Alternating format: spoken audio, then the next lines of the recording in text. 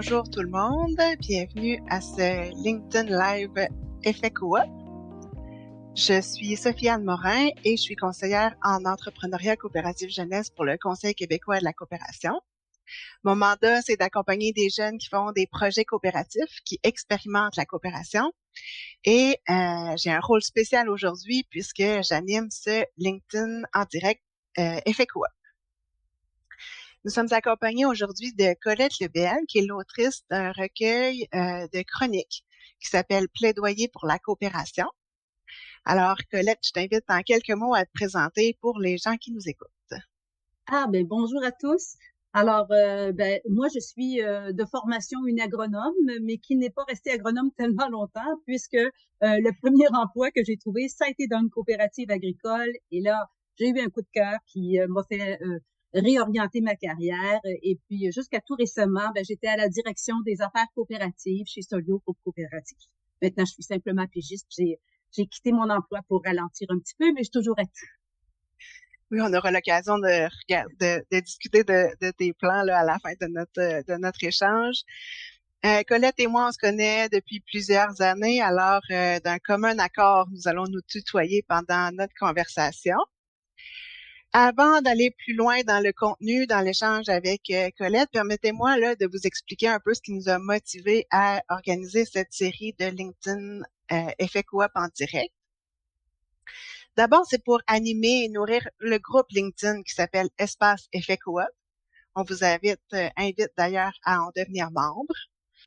Et l'objectif de ce groupe-là, en fait, c'est de faire rayonner toutes les personnes qui sont intéressées, motivées, impliquées dans le mouvement coopératif et mutualiste au Québec et partout dans la francophonie. Alors, des personnes qui ont envie de poser des questions, partager des bons coups, témoigner d'expériences. Le groupe LinkedIn, en fait, est un espace là tout à fait dédié pour ça. On vous invite à y participer activement. Pendant l'échange qu'on aura, Colette et moi, aujourd'hui, on vous invite à poser vos questions dans le clavardage. Alors, il y a certaines de mes collègues qui vont regarder là, les questions puis répondre à des commentaires au besoin. Et parmi les personnes qui auront participé là, en ayant mis un commentaire ou en ayant posé une question, nous ferons l'attribution là, de quelques recueils parmi vous. Alors, si vous souhaitez mettre la main sur un recueil de chroniques, je vous invite à participer dans le clavardage. Aujourd'hui, donc, nous sommes heureux de nous entretenir avec Colette Lebel qui vient de faire apparaître un recueil de chroniques. C'est une série de billets qui sont des jalons chronologiques de sa réflexion au sujet de la coopération. Je crois que vous avez maintenant le lien dans le clavardage justement pour avoir accès au livre sur le site des libraires. Colette, on est prête pour démarrer notre échange? Ouais. Alors, quand on lit tes chroniques, ça transparaît dans l'ensemble de tes écrits, dans ce que tu témoignes, on se rend compte de l'importance que tu donnes aux coopératives. On pourrait dire que tu as eu un coup de cœur ou même un coup de foudre pour ce modèle-là. Oui. Qu'est-ce que tu peux nous en dire? Mon coup de foudre, mon coup de cœur, mon épiphanie, comme je le dis parfois. C'est fou, hein, comme parfois il y a des trucs qui paraissent anecdotiques, mais qui viennent quand même changer ta vie, là. Moi, là, c'est drôle, là, mais c'est un poster. J'étais dans l'entrepôt de papeterie de la petite coop où je venais d'aboutir. Et j'ai vu un gros poster sur le mur. Et le titre, c'était Historique de la pensée coopérative, André Leclerc, Irecus. Et là, t'aurais dû voir le poster, là, c'était en pâte de mouche, gros comme ça, mais plein de colonnes, de flèches, de choses qui se faisaient, des noms que je ne connaissais pas, des dates et des mots-clés à côté des noms comme démocratie, puis justice sociale, puis combattre le capitalisme, puis mais j'ai dit, mais qu'est-ce que c'est ça? Et tout à coup, mes yeux ont été attirés par quelque chose de familier. C'était écrit Alphonse Desjardins. Mm. Et là, j'ai cliqué parce que Desjardins, ça a toujours fait partie de ma vie. Moi, quand j'étais enfant, dans les années 70, il y avait la célèbre publicité à la télé avec Marie-Josée Taillefer, Pop Saccavi, Sacchi Copain. Ça te dit quelque chose? Oui, Sophie-Anne, je suis surprise. Oui.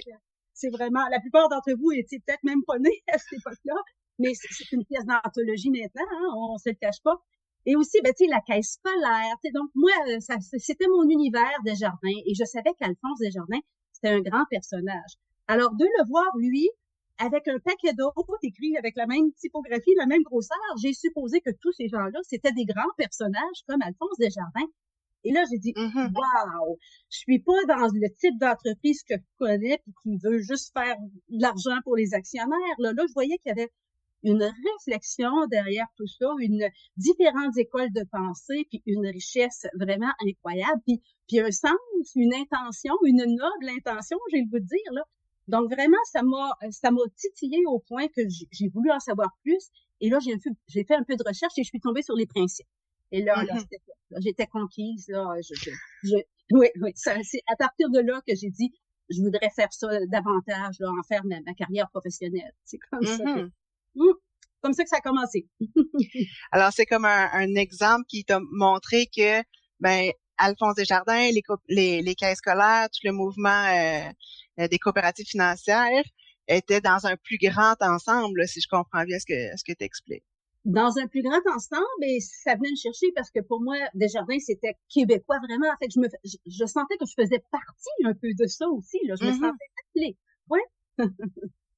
Ah, vraiment intéressant de voir comment ça a pu éclore de cette façon-là ton Ouais. intérêt pour la coopération.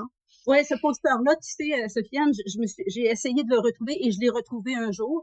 Il faisait partie d'un livre de l'Irocus, là, puis je l'ai réacheté pour le conserver. Ouais. Oh, on serait intéressé d'en avoir une image, certainement. Je pourrais certainement te transmettre ça. Parfait. Euh, D'emblée, dans ton recueil, puis dans tes premières, dans ce que tu expliques, dans cette admiration-là pour le modèle coopératif, il y a à la fois un idéal qui est humaniste, qui est sur l'humain, la personne, qui est aussi ancré dans une réalité économique. Il y a vraiment la balance, là, l'équilibre entre les deux. On est en plein cœur aujourd'hui de la semaine de la relève coopérative là, qui se déroule cette semaine. Penses-tu que les coops, ce modèle-là, la mutualité, ça intéresse les jeunes en 2024? Je suis sûre que ça intéresse les jeunes. D'ailleurs, ben, pour les valeurs d'abord, puis ça, le CQCM a amplement documenté ça, hein, qu'il y a une bonne adéquation entre les valeurs des jeunes et les valeurs coopératives. Mais il y a aussi la finalité. Tu sais, quand on dit que les coopératives sont là pour répondre à un besoin, ça, oui, tout le monde le sait. Mais ce qu'on oublie souvent, c'est qu'il n'y a pas juste le mot besoin là-dedans. Il y a les aspirations aussi dont on parle, hein, que les coops sont là pour répondre à des aspirations. Je pense que les jeunes aujourd'hui sont pas mal là-dedans. Ce que les jeunes veulent, ils veulent contribuer à quelque chose qui a du sens. C'est plus comme avant. On n'a plus une job juste pour avoir un salaire. Là. Tu sais, Mhm. les jeunes cherchent un sens. Ils veulent être en réseau. Ils adorent ça, être en réseau. Ils veulent souvent être leur propre boss aussi. Hein.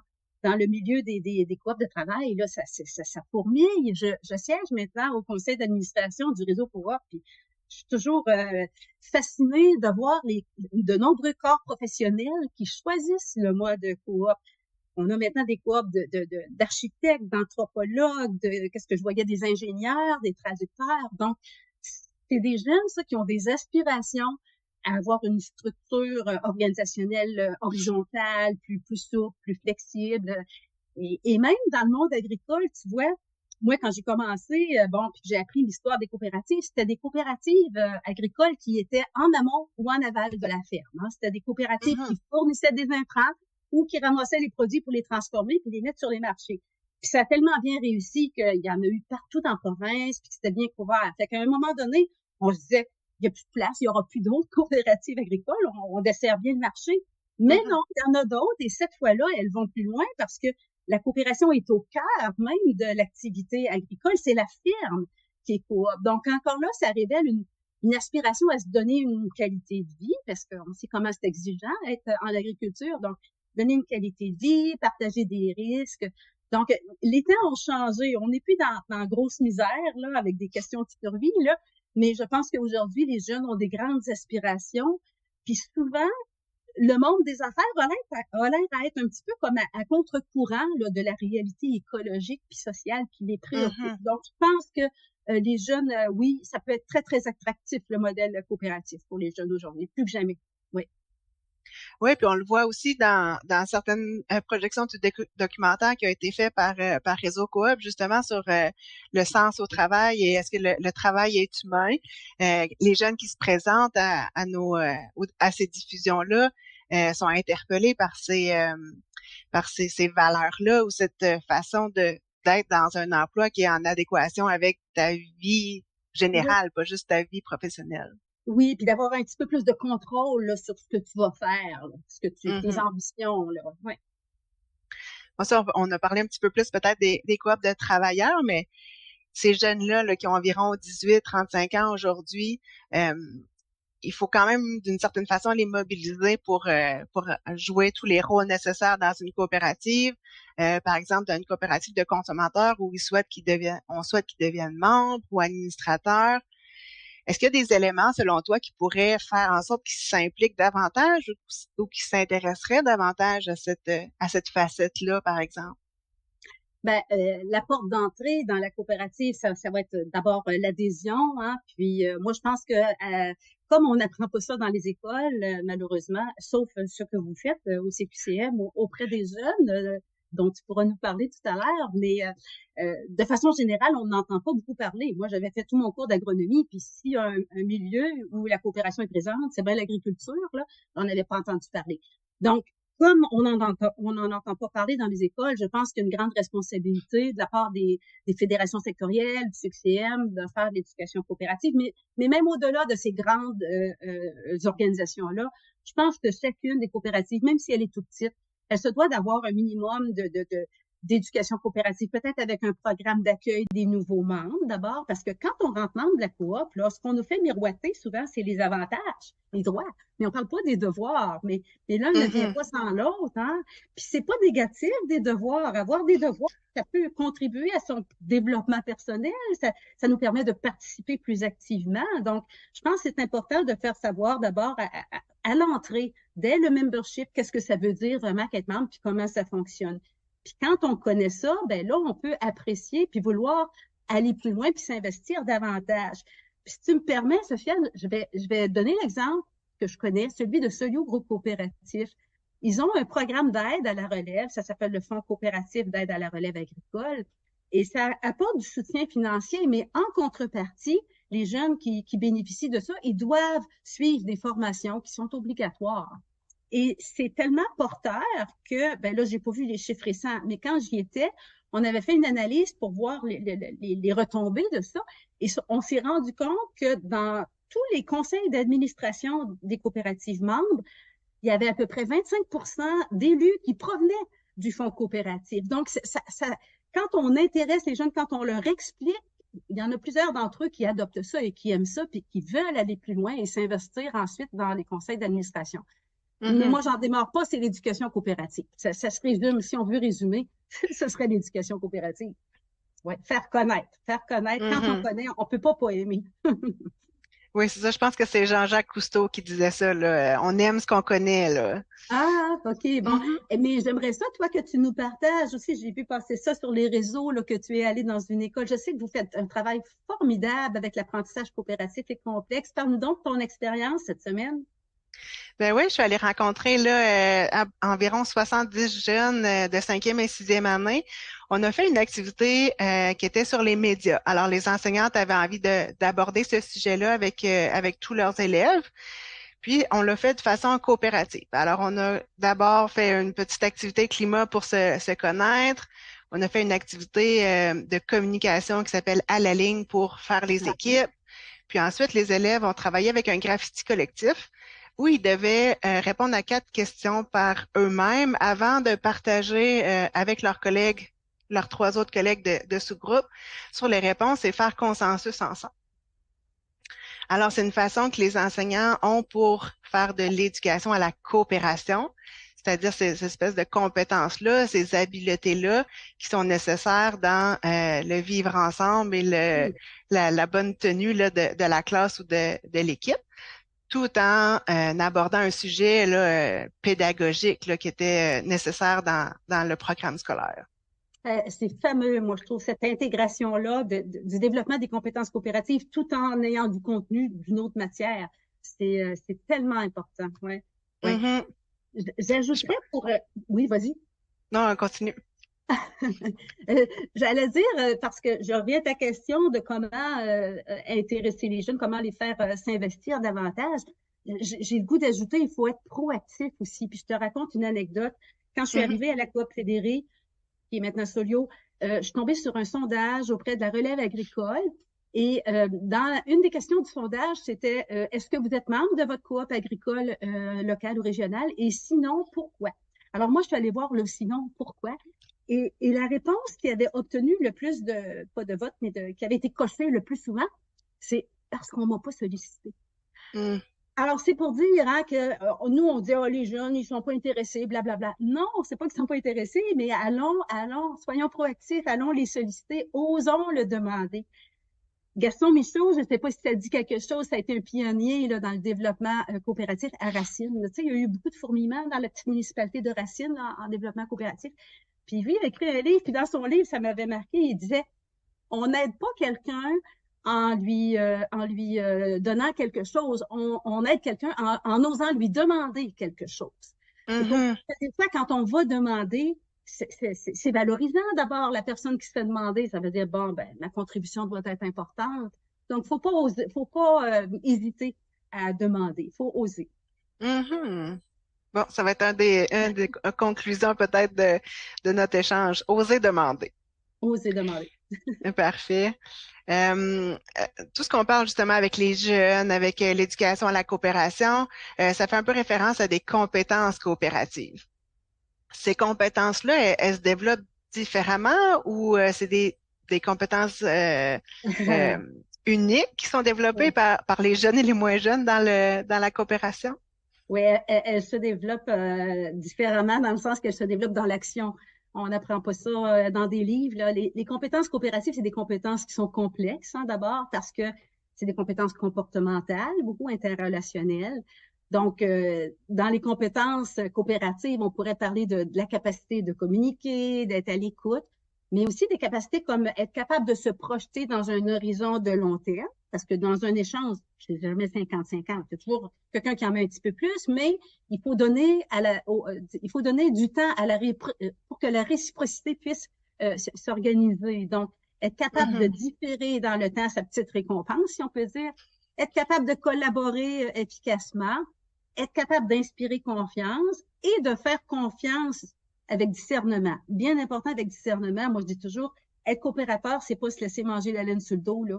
Faut choisir avec qui on veut coopérer. Si tu es dans un environnement qui ne veut pas coopérer, coopère pas parce que tu vas mourir. Là.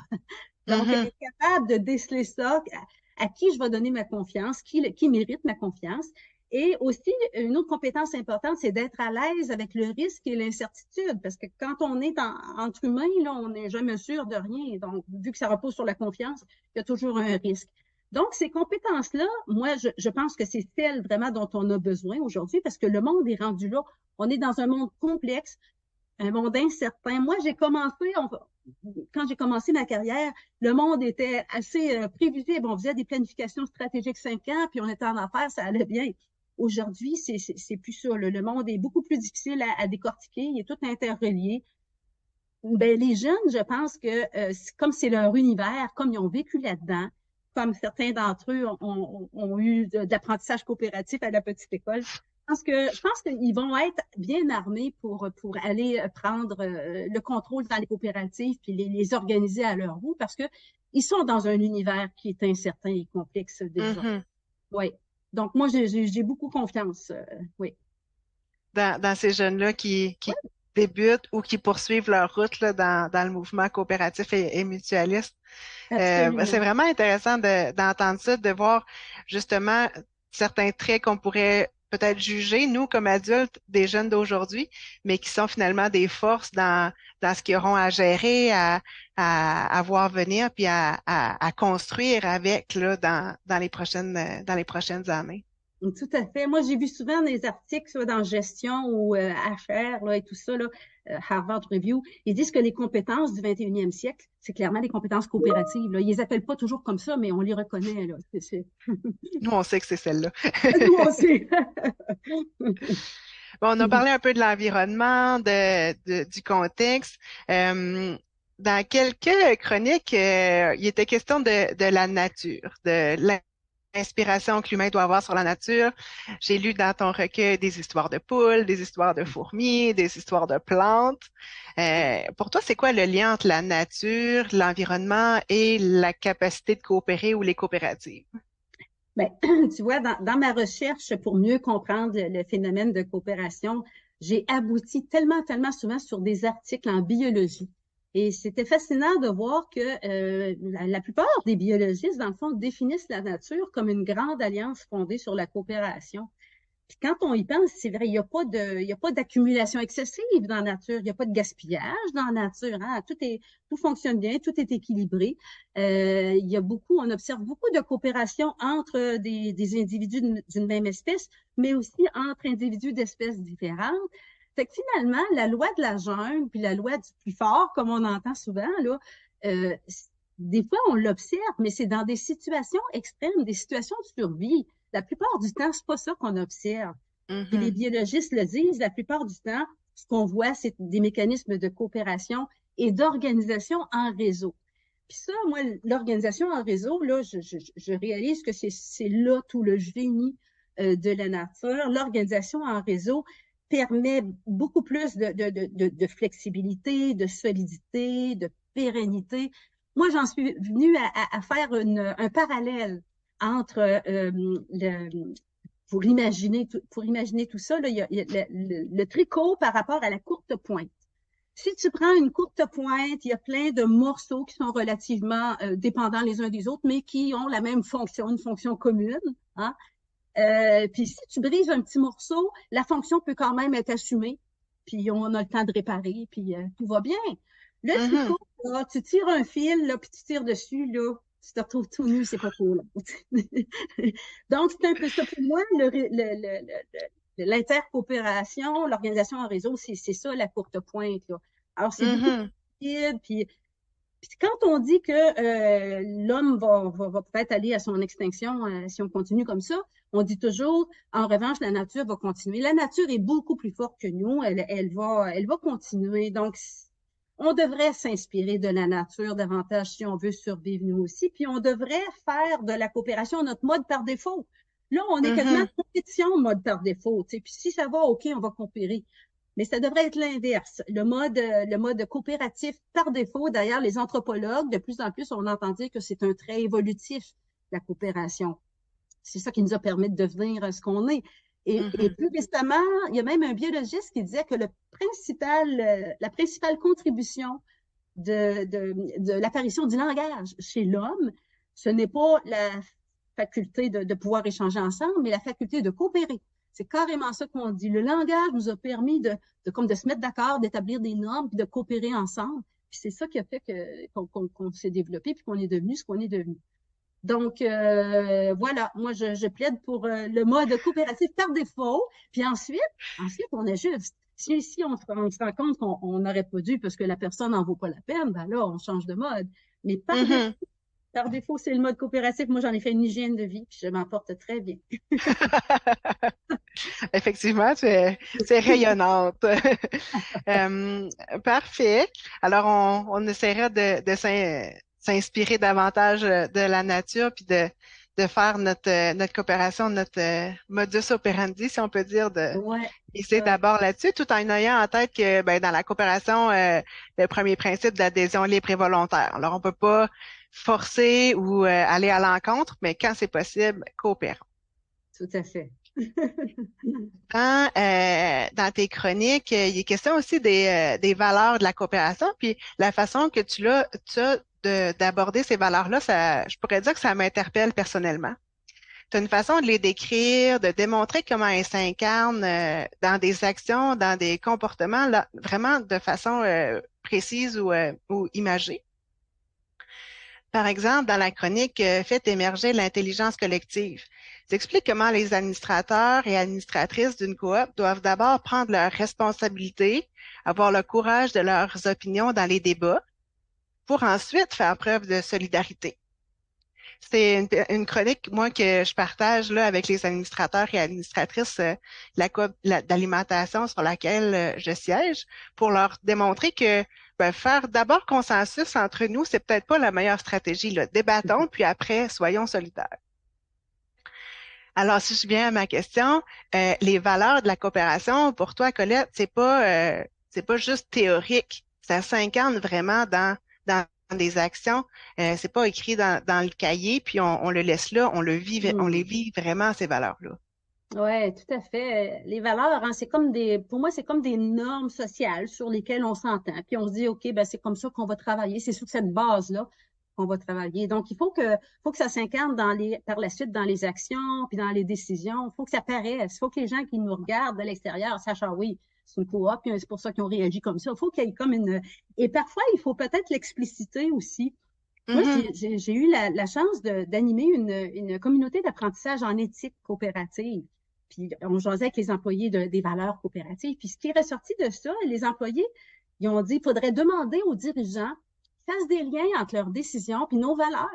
Ça nous aiderait à mieux. Puis effectivement, c'est plein de bon sens. Si on veut être crédible, ben faut que les bottines suivent les babines, comme on dit. Hein? Donc ces belles valeurs-là, je pense que c'est important de les mettre de l'avant en lien avec des actions qu'on a prises, avec des décisions qu'on a prises, puis en même temps, ben, on fait de l'éducation coopérative, hein, mhm.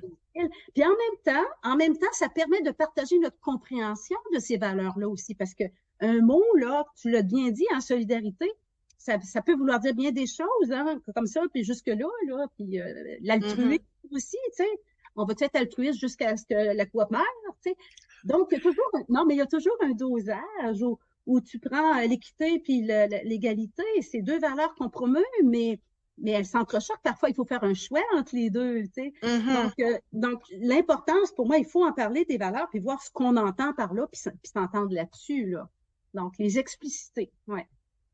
Ah ouais, ça fait un lien aussi avec l'éducation, là, de prendre le temps de se les approprier, puis de les Oui, partager ensemble, puis témoigner qu'est-ce que ça veut dire pour chacun d'entre nous, puis la définition commune qu'on s'en fait.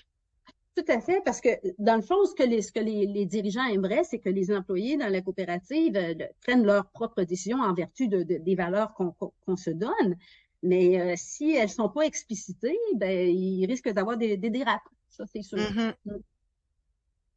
Excellent. Le recueil qui est publié, là, qui a été publié l'an dernier, ben, à l'automne, il propose des chroniques de 1999 jusqu'à 2022. En les lisant aujourd'hui, on pourrait avoir l'impression que peu de choses ont changé. Qu'est-ce que ça va prendre selon toi pour voir un changement, pour que la coopération soit peut-être plus au devant ou qu'elle occupe sa juste place dans l'écosystème, une place qui lui revient de plein droit, là, de sa place à Ouais. elle, à la coopération?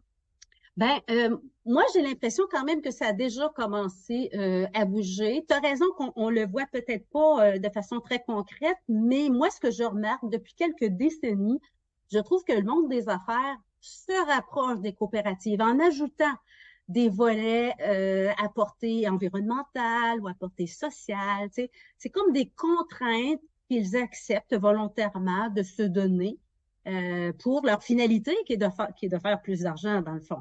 Donc, ils instrumentalisent, si je peux dire, ces volets-là pour leur finalité. On peut Mhm, saluer ces efforts-là, là, mais il y a deux problèmes. Moi, je vois deux problèmes avec ça. Le premier, c'est que si tu n'as pas la structure d'entreprise qui te permet de mener à bien ces intentions, ces nobles intentions-là, ça ne tiendra pas la route. Dans les coopératives, on a des principes coopératifs. Puis nos principes coopératifs sont très prescriptifs. Hein, ça indique des marches à suivre, comment on doit fonctionner. Et c'est ça qui agit un peu comme des garde-fous qui nous empêchent d'aller vers les travers qu'on remarque dans d'autres types d'entreprises. Donc ça, c'est le manque de structure. Ça, c'est une première difficulté. La deuxième difficulté, c'est que quand on ajoute comme ça à la carte des volets, ben ça fait comme des éléments discontinus. Il n'y a pas en toile de fond une philosophie, une vision là, qui vient soutenir tout ça. Donc, il y a des choses qui tombent en craques bien souvent. T'sais. Alors que dans la coopérative, ben, ça fait partie c'est sa vision. Donc, la vision, la philosophie qui est là va toujours venir en soutien à ce qu'on veut faire. C'est dans la finalité des coops d'être là pour les gens puis de veiller à un bien commun ensemble. Donc, je pense que c'est une extrême pertinence là, de la coopération ces années-ci. Les défis sont planétaires, donc ça prend des solutions collectives. Puis je pense que de plus en plus de gens s'en rendent compte. Puis à un moment donné, là, c'est pas obligé que ce soit la planète entière qui s'en rende compte. Moi, je pense qu'à un moment donné, quand il y a un minimum de gens, il y a comme un point de bascule et ça passe un peu dans l'imaginaire populaire, puis ça devient mainstream à un moment donné. Je pense qu'on n'est pas si loin de ça parce que le fit est trop parfait là, entre le contexte qu'on a et les solutions coopératives. Ouais. Ouais, il y a une adéquation entre les enjeux sociaux, environnementaux, économiques actuels et le modèle de la coopération, là. Oui, puis plus que jamais, il faut qu'on apprenne à se concerter puis à fonctionner collectivement parce que tout seul, on peut plus, là, on est tous interreliés. Ça fait c'est des solutions collectives qu'il faut trouver. Faut chacun jouer notre carré de courte pointe. Oui, exactement, exactement. Puis apprendre à dialoguer, à mieux se comprendre. Oui, oui. Depuis le début de notre échange, on parle des coopératives comme un modèle actuel qui a sa place dans le milieu, qui est moderne, dans lequel les jeunes s'impliquent. Si on regarde un petit peu l'autre côté de la médaille, ces coopératives-là qui sont pertinentes et nécessaires, quels pourraient être leurs défis de façon générale ou peut-être pour certains types de coop? Ce serait quoi le talon d'Achille des coopératives et des mutuelles là, en 2024? Tu ne seras pas surprise de m'entendre parler d'abord d'éducation coopérative. Évidemment, c'est un manque terrible qu'il n'y en ait pas plus que ça là, dans les écoles, qu'il n'y ait pas plus de contenu que ça. Donc, il faut consentir à mettre des budgets là-dessus. Puis un outil, moi, que je vois, un outil d'éducation coopérative qui est relativement facile, c'est les bilans coopératifs aussi. Ça, c'est fabuleux de prendre les 7 principes puis d'indiquer, de faire rapport là-dessus, d'indiquer comment ça se vit dans sa propre coopérative. Ça permet aussi de mesurer, parce que il y a personne qui est 100%, là, c'est un idéal, tout ça, là, hein, la coopération. Donc, essayer de chiffrer comment on atteint comment on respecte tous ces principes-là et se donner des objectifs pour s'améliorer d'année en année et se comparer et se donner des bons trucs. Et puis, quand quelqu'un tombe sur un rapport, sur un bilan coopératif comme ça, ben en même temps, c'est un outil d'éducation coopérative. Tu sais, ça remet ça dans la tête des gens, comment on fonctionne. Donc, moi, je crois beaucoup à la publication des bilans coopératifs pour outils d'amélioration continue aussi, hein, éducation coopérative puis éducation continue. Un autre talon d'Achille qui me passe tout à coup, là, c'est le vocabulaire. Assumer notre vocabulaire coop. Des fois, quand j'entends des grandes coopératives qui vont chercher du vocabulaire des grandes entreprises, c'est une forme d'isomorphisme dans le fond, ça, là. Moi, ça me dérange un petit peu, là. Assumons nos propres particularités dans le vocabulaire. Parlons de demande plutôt que de client. Parlons d'excédent plutôt que de profit.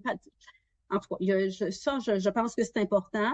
Et je dirais aussi un bon équilibre entre l'association puis le côté entreprise. Hein. Ça, c'est toujours un jeu d'équilibriste. Hein. C'est pas évident. Puis, bon, c'est pas un long fleuve tranquille, hein, le cycle de vie d'une coop. Là. Des fois, il y a des périodes où on voit des coopératives qui sont pas mal plus dans l'économique, mais heureusement, il semble y avoir un ressac à un moment donné où là, on se reprend plus en main, puis on est dans l'associatif. Puis l'important, dans le fond, c'est de se maintenir, qu'il y ait un va-et-vient là, pour qu'on tende vers toujours conserver cet équilibre-là. Mais quand les temps sont critiques puis que les années sont difficiles, on a tendance à couper du côté associatif, là. Et ça, c'est vraiment dangereux, là, surtout quand on est rendu d'une certaine échelle, parce que plus l'échelle grandit, plus ça devient important de nourrir la vie associative. Donc ça, c'est les enjeux que je verrais, là, spontanément. Oui, parce que dans l'équilibre associatif entreprise, quand les temps sont difficiles, qu'on se concentre plus sur les éléments financiers, c'est quand même les membres qui sont la base qui peuvent aider justement à un certain rétablissement là, de la vitalité de la coop. Là. Elle existe, la coopérative, pour ses membres. Tout à fait, tout à fait. Puis c'est tellement important de nourrir ça, ça peut nous sauver. Si je peux donner un petit exemple, quand j'étais à la Coop fédérée, dans son histoire, avait souvent aidé des coopératives qui étaient en difficulté. Puis à un moment donné, c'est la Coop fédérée elle-même qui était en difficulté. Ben, elle a su, parce qu'elle avait nourri cette vie associative-là, cet esprit d'entraide-là, elle a pu demander aux coopératives de l'aider à son tour. Et c'était assez intéressant de voir ce retour de balancier des coopératives qui avaient des parts privilégiées qui devaient être achetées, qui ont accepté de convertir tout ça en parts permanentes là, pour assurer Mhm. l'avenir. On voit que quand on donne autant, quand on donne du temps à la réciprocité, ben, on perd jamais. Hein? Mhm. Excellent. C'est quand même motivant puis encourageant que ces défis-là sont ancrés dans une certaine réalité, puis on sent qu'on a une prise là, sur les défis. Il y a des moyens qui peuvent être Oui, mis en place, puis c'est pas comme on n'est pas devant un trou noir, là. On a des non. options avec lesquelles travailler. Ben, tout à fait. Des fois, tu sais, il y en a qui me trouvent bien optimiste, puis je passe pour naïve, mais non, à mon âge, c'est plus de la naïveté, là. Mais je pense que mon parcours coop m'a justement permis d'être confiante parce que je sais que c'est possible, je sais qu'il y a d'autres façons de faire, puis ça serait possible. Alors, ouais. Mhm. Bon, ben, on est bientôt à la fin de notre échange, puis dans mes questions de préparation, je parlais d'optimisme, alors tu m'amènes exactement là-dessus, sur l'optimisme par rapport au futur, par rapport aux prochaines années là, pour le mouvement coopératif et mutualiste. Moi, je dis souvent que le 21e siècle, ça va être le siècle des coopératives. Euh, Parce que ça prend ça, elles sont d'une grande pertinence. Je suis sûre qu'à un moment donné, il va y avoir ce point de bascule-là où plus de gens vont comprendre. Puis je me dis Mhm. aussi que l'optimisme, c'est un devoir. Hein? Si on est pessimiste et qu'on baisse les bras, on s'en va dans le mur. Là. On n'a pas le choix. Il faut avoir une vision. C'est ça qu'on dit hein, quand on fait de la planification. On dit visionnez où vous voulez être, là, puis ensuite faites le compte à rebours pour voir comment on y arrive. Ben, il faut Mhm. l'avoir, cette vision-là. Ouais, Mm. vraiment intéressant. Alors, est-ce que ce sont ça tes plans de retraite, d'être optimiste, de t'impliquer au CA de Réseau Coop? Quels sont tes projets ou les choix que tu fais là, dans ta vie active maintenant? Dans ma vie active, oui, il y a bien sûr le CA du réseau que j'aime beaucoup, que je découvre, le monde de la coopération du travail. Je donne encore de la formation pour Solio aussi, pour la relève agricole, en gouvernance, Mhm, tout ça. Mais ce que j'ai découvert depuis 2 ans, depuis que j'ai quitté mon emploi à temps plein, je m'adonne maintenant à la pratique du dialogue, le dialogue de Bohm, plus précisément, du nom de David Bohm, un physicien qui a développé cette façon-là de faire du dialogue. Je fais même partie d'un groupe de recherche à l'UQAM sur le dialogue. Moi, je pense que c'est un excellent complément à la coopération. La coopération, c'est de l'action collective. Ben, le dialogue, c'est de la réflexion collective. Hein. Puis ça nous permet d'abattre les silos et puis d'être hors de sa chambre d'écho. Là, tu sais. mhm, Donc, c'est vraiment intéressant. Puis le dialogue de bombe, ben, ce qu'il y a de particulier, c'est qu'il demande deux postures. La posture habituelle, là, d'écoute, puis d'accueil, pas de jugement et tout ça. Mais une autre posture aussi où le projecteur est braqué sur toi-même pour voir ce que les autres disent, qu'est-ce que ça vient bouger dans toi pour essayer de déceler tes biais, tes préjugés et tout ça. Donc, c'est très formateur et je pense que c'est un bon complément parce que c'est bien d'agir collectivement, mais il faut aussi partager un sens commun. oui, Mm. oui, ça tisse. Moi, je fais un autre lien avec la courte pointe. Là, ça permet de tisser de plus forts liens avec les carrés autour de nous là, Tout de à notre fait, on courte pense le pointe. lien. Ouais. Mhm. Ben, merci, Colette, pour ces réflexions-là. On est rendu à la période de questions.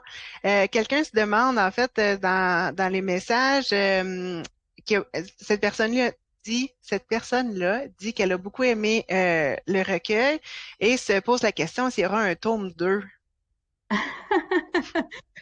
En fait, j'avoue que j'ai réfléchi un petit peu au tome 2 qui pourrait prendre la forme intégrer le dialogue là-dedans, là. Dialogue et coopération, là, y aller plus à travers les découvertes que je suis en train de faire sur le dialogue, puis ramener ça au service de la coopération. Enfin, c'est un peu vague, mais c'est peut-être un petit filon, c'est peut-être un petit filon. Mais des chroniques, j'en écris plus, donc il n'y aura pas d'autres Mhm. recueils, là. Ça serait un genre essai, disons. D'accord. Bon, ben, à suivre si cet essai-là se Ouais. concrétise. Une autre question d'un auditeur qui te remercie et qui dit que ta pertinence est égale à toi-même. est-ce que tu as un coup de cœur pour une coop découverte récemment et pourquoi? Oh mon Dieu, des coups de cœur, j'en ai eu beaucoup. Je dirais que c'est pour des coopératives de travail, bien souvent, parce qu'ils sont tellement, je veux dire, le lien d'usage, on parle beaucoup du lien d'usage dans les coopératives, mais il ne peut pas être plus fort que dans une coop de travail. Fait que j'en nommerai pas, mais je dirais que de façon générale, c'est ce type de coop-là là, qui m'intrigue et qui me fascine. Là. Ouais. Mhm. De façon générale dans le modèle. Oui.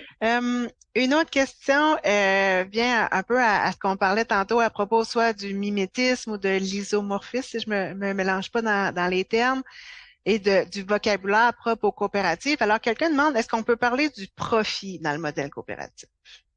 Ben moi j'en parlerai pas du profit parce que quand on se met à parler de profit, on se fait dire qu'on est comme bon là il y a toute la question but lucratif ou non, mais moi je persiste à dire que non, le but n'est pas lucratif dans une coopérative parce que la finalité elle est sociale, c'est la réponse aux aspirations et aux besoins. Donc Mhm. sur cette ligne de pensée-là, cohérente avec moi-même, moi je parle pas de profit, je parle d'excédent. D'excédent ou de trop Ouais. perçu. Ou de trop perçu, ouais. Mhm. Parfait. Puis, Bon, je puis, puis je regarde. Oui. Puis, excuse-moi, quand on se met à utiliser le bon vocabulaire, justement, ça suscite parfois des questions aussi, puis ça nous permet d'en parler puis de faire connaître. Faire connaître Mhm. la, la- l'idée qu'il y a derrière ça. Tu sais. Exact. Bon, je pense que ça faisait. Ah, peut-être une dernière question en lien avec ton expérience avec Socodévi. Je pense que tu as déjà été impliqué dans différentes formules ou dans différentes expériences avec ces partenaires-là. Peux-tu nous témoigner un petit peu de ton expérience, justement? Oui, ben, j'ai eu la chance incroyable de participer à quasiment une douzaine, là, je pense, là, de missions un peu partout. C'était des missions qui étaient toujours en lien avec soit l'éducation coopérative ou genre, là, tu sais, l'équité des genres et tout ça. Et je trouve ça tellement enrichissant parce que quand on est dans un milieu complètement différent, dans une culture complètement différente, puis le, la seule chose qu'on partage finalement, c'est les valeurs coopératives et les principes coopératifs. Ça nous permet de, je sais pas, de dégager l'essentiel de tout ça, puis d'enlever tout ce qui vient autour, puis qui est superflu dans le fond. Fait que j'ai trouvé ça extrêmement formateur. Je pense que ça fait de nous des meilleures personnes quand on a cette chance-là. Toi aussi, tu as participé. J'aimerais ça, toi, que tu me donnes ton point de vue aussi suite à ta mission que tu as fait récemment. C'est pas moi qui ai fait la mission, c'est Claire qui était là à notre Ah, rencontre préparatoire. d'accord, excuse-moi, Pas de j'ai souci, mélangé les deux.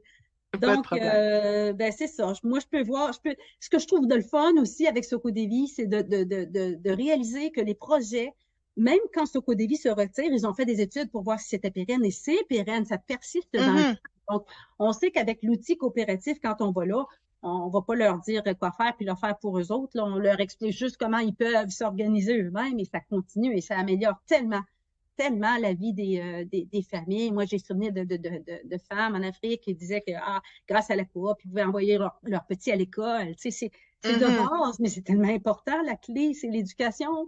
Donc, Ouais. je pense qu'ils font des grandes choses, ça, que des vies. Oui, je les porte dans mon cœur. Mhm. Alors, ça fait le tour des questions qui sont dans le clavardage, ou en tout cas pour l'essentiel.